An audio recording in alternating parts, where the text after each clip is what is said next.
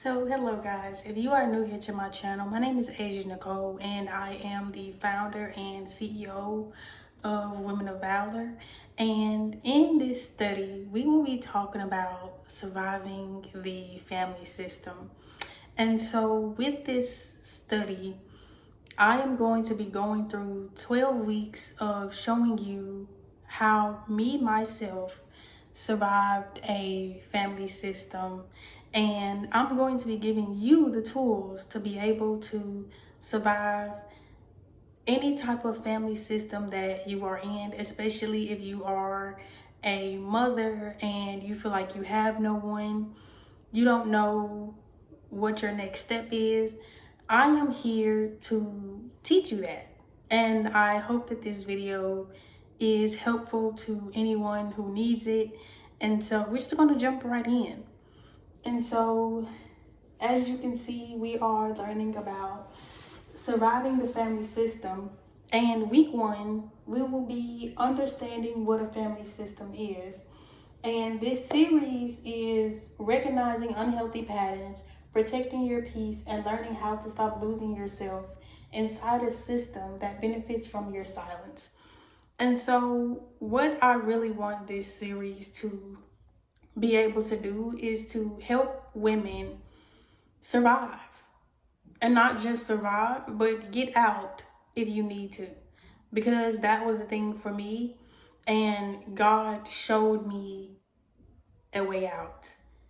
Even though he had to force that way out, he still gave me a way out. And the reason why this series matters is because, as we all know, some challenges are not caused by one person alone.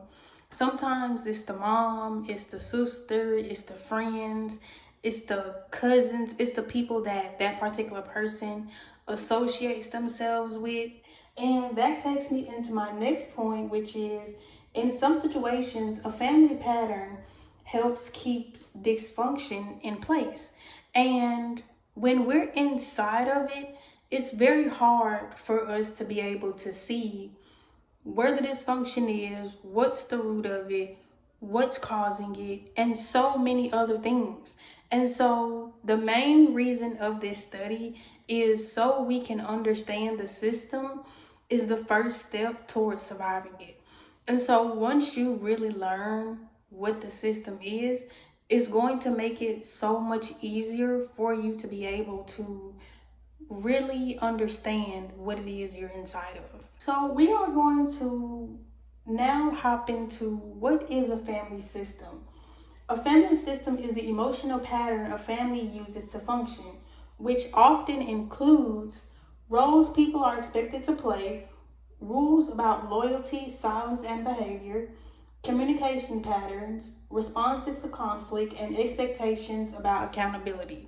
Now, that last one is very, very important because if you are inside of a family system that has benefited from your silence, then you already know that whenever you're speaking the truth, whatever that family system does, it's not going to value your truth or value your accountability.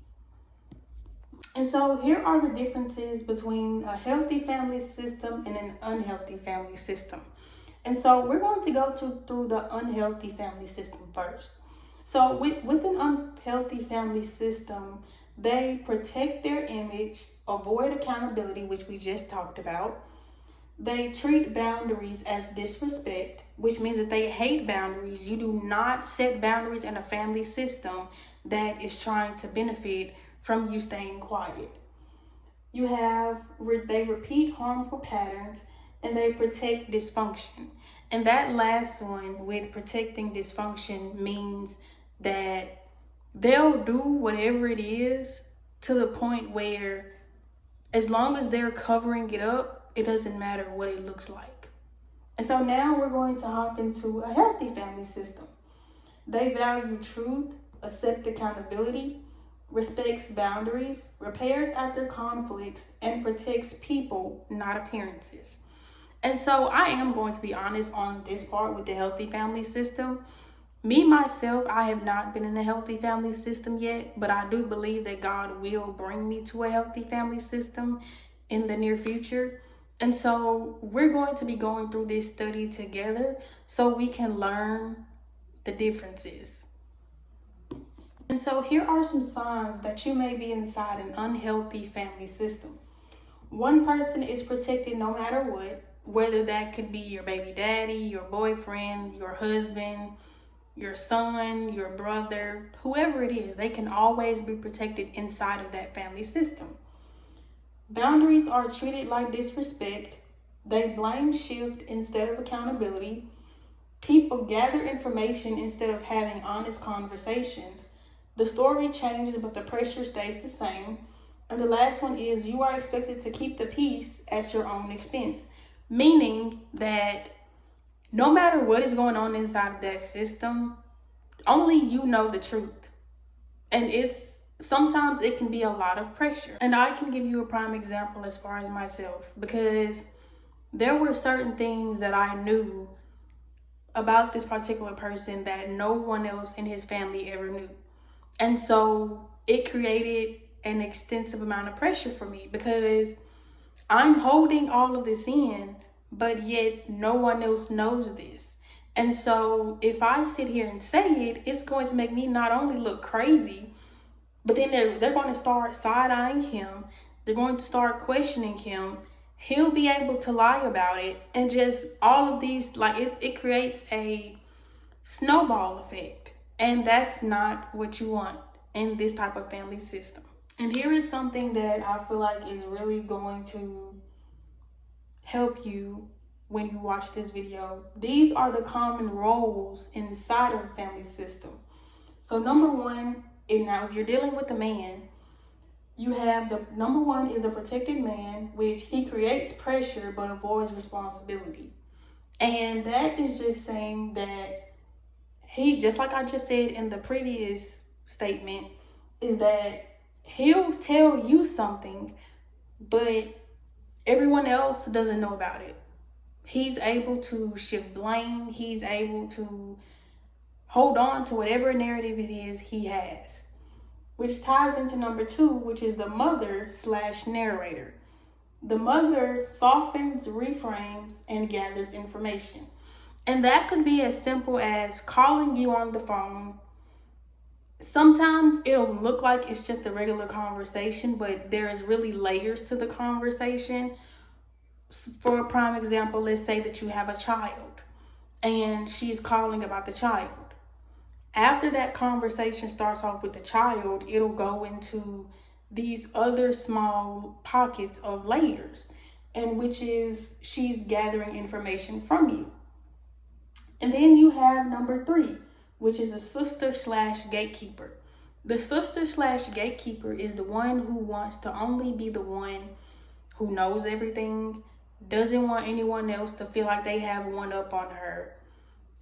She wants to be the one to be able to say, I know everything about him. He comes to me. I'm the only one who has access to this certain part of him.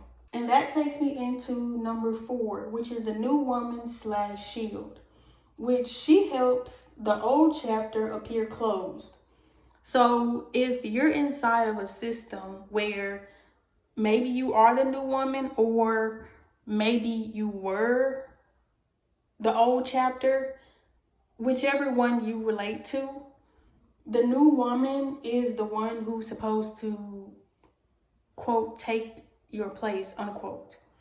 And so with the new woman, she's there to take over whatever role it was that was filled by the old person, which ties into number five as well, the child/access point.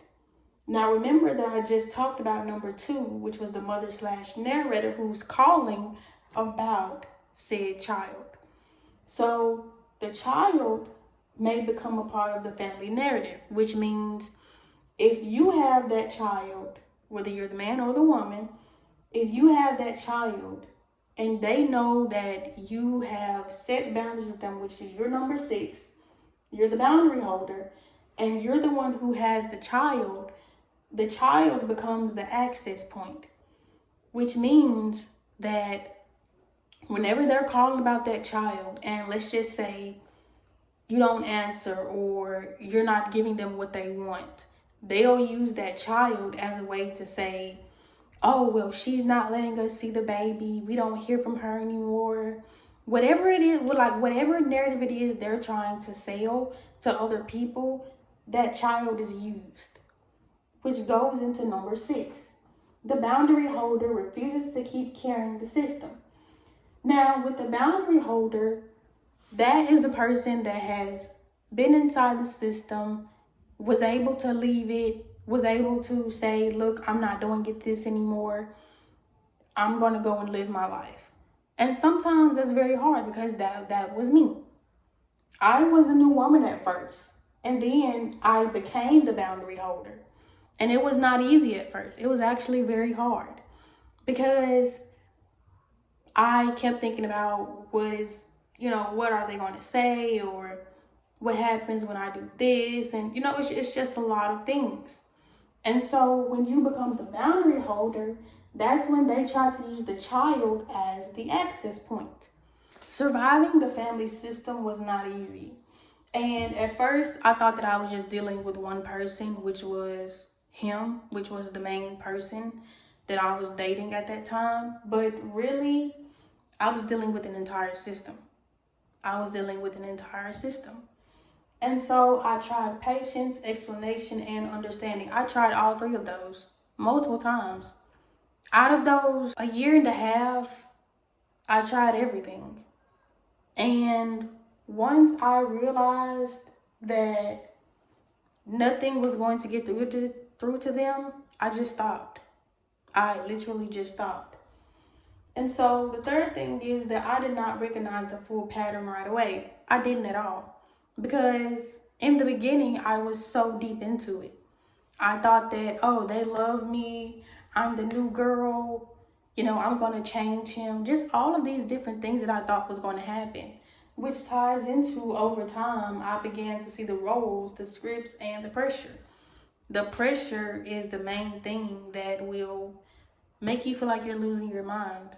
Especially when on your end, you're seeing something different. But on their end, it's like, are we all even in reality right now? And that was one of my main questions. Are we all in reality right now? And my last point was naming the pattern became the beginning of clarity. When I started learning how to name the pattern and really be able to understand what it was that I was inside of, and just really understand, number one, who these people are, how they operate, what type of people they are, it became more easier to deal with them. And this is how I began to survive the system. I named a pattern. I stopped arguing with every narrative. I separated child access from emotional access. I observed more and explained less. I let boundaries reveal the truth, and I allowed healing to be a process. And all of this was not easy. Let me just go ahead and put that out there. This will not be easy. So I'm going to go ahead and tell you that now. It took months to do all of this. It took months. So I'm not going to sit here and lie and, make it seem like it's going to be easy to do, because it's not. It's going to take a couple of tries. Because for me, I had daily practice.